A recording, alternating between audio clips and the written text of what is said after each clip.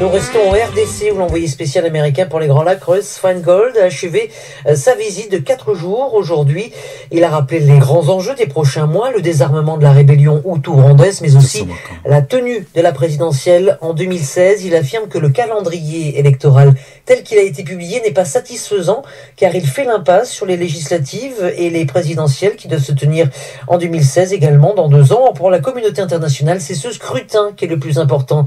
Russ Feingold avec Léa Lisa Westerhoff.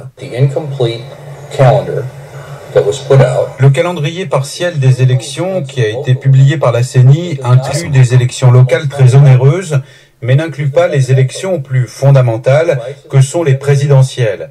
Alors mon conseil, c'est que cela devrait se passer dans l'autre sens.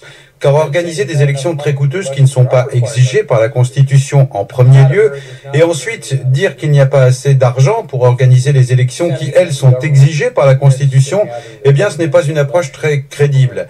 Si la CENI et le gouvernement s'engagent à tenir les élections dans le délai prévu par la Constitution, je suis sûr que les ressources combinées de la République démocratique du Congo et de la communauté internationale seront suffisantes pour organiser ces scrutins. Et vous savez que quand je suis venu avec mon secrétaire d'État il y a un mois, il a déjà annoncé que des fonds supplémentaires des États-Unis notamment seront débloqués pour les élections. Mais pour nous, pour pouvoir donner cet argent et aider la RDC, la condition est qu'un calendrier global soit rendu public et que la Constitution soit respectée. Voilà donc Russ Feingold avec Léa Lisa Westerhoff.